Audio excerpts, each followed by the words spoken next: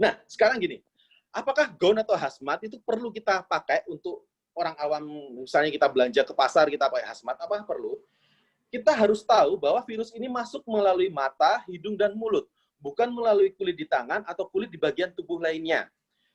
Prinsip pemakaian gaun atau hazmat, semakin sedikit area yang terpapar virus, semakin mudah dan mengurangi resiko kontaminasi saat mencuci badan setelah memakai APD tersebut atau mandi, dan semakin mengurangi resiko terpapar. Nah, penggunaan hazmat maupun gaun hanyalah kepada orang yang sudah terlatih.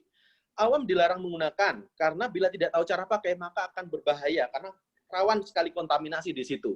Sebagai alternatif menggantikan gaun atau coverall, atau hazmat pada masyarakat umum, bisa menggunakan baju lengan panjang dan celana panjang untuk menutupi lebih aman sendiri. Nah, segera lepas baju dan simpan di tempat tersendiri, lebih baik rendam dengan deterjen setelah bepergian, dan mandi dan lakukan protokol sehabis bepergian. Kemudian gini, sarung tangan. Perlukah? Sering kan kita lihat di mana-mana ada orang yang pakai sarung tangan karet itu. Perlukah sarung tangan?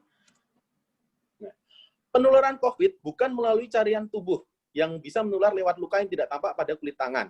Sarung tangan untuk awam tidak ada bedanya dengan kulit tangan. Kita tetap perlu melakukan hand sanitizing. Lebih berbahaya melakukan hand sanitizing pada sarung tangan karena rentan robek.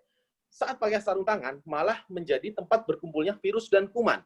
Dan saat pakai sarung tangan masih sering menyentuh wajah, berpotensi menularkan.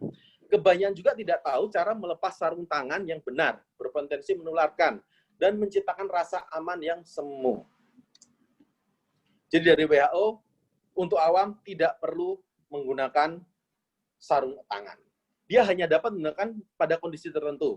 Misalnya saat menyemprotkan disinfektan atau mencuci face shield, agar tangan kita terlindung dari disinfektan. Merawat orang sakit, merawat hewan peliharaan, termasuk membuang tinjanya dan lain-lain. Dan dia tidak untuk dipakai untuk berbelanja di supermarket.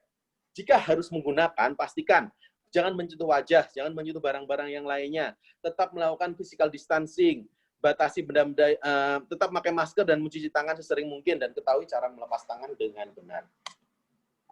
Nah, ini kita bicara tentang coverage APD. Apa sih coverage APD ini?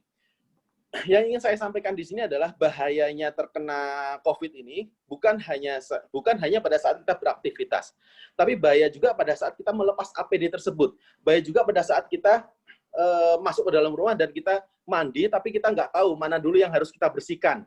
Jadi di bahasan ini kita akan membahas saat membasuh, mencuci tangan, mandi, penting untuk memperhatikan area-area yang terpapar ini. Kontaminasi virus dapat terjadi saat kita melepas APD maupun membersihkan diri. Ini yang penting. Nah, contohnya adalah pada saat kita hanya memakai masker.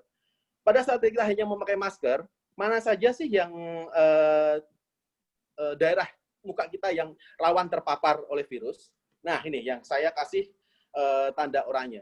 Jadi kalau kita hanya pakai masker, pada saat kita sampai rumah, setelah kita cuci tangan, ya, kita harus segera mandi. Dan pada saat mandi jangan lupa untuk membilas dengan sabun muka kita, ya, karena muka kita ini terpapar nih kalau kita hanya pakai masker. Muka kita hingga dagu kita. Ingat bahwa dagu kita ini juga sarang tempat terpaparnya virus. Juga rambut kita. Jadi pertama itu muka kita. Setelah muka kita ambil lagi sabun, kita bilas, kita basuh rambut kita, bisa pakai sabun atau bisa pakai shampoo. Jadi ini kalau kita hanya pakai masker biasa. Nah, sekarang kalau kita pakai face shield, mana aja sih yang apa namanya? Resiko terpapar? Nah, terpapar seperti ini. Rambut tetap resiko terpapar. Bahkan dia masih bisa terpapar sampai hidung dan mulut. Terus leher juga terpapar.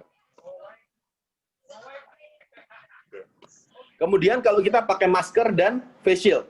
Kalau pakai kita masker dan face shield, nah yang terpapar ini. Semuanya ini. Oke. Jadi ini yang harus kita perhatikan. Maka dari itu, kalau kita pakai lengan panjang atau celana panjang, area yang terpapar akan semakin sedikit. Jadi akan memudahkan kita dalam mandi. Jadi kalau mandi, area yang terpapar dulu yang kita bersihkan, kemudian baru bagian-bagian tubuh lain yang kita bersihkan sesuai dengan tubuh kita.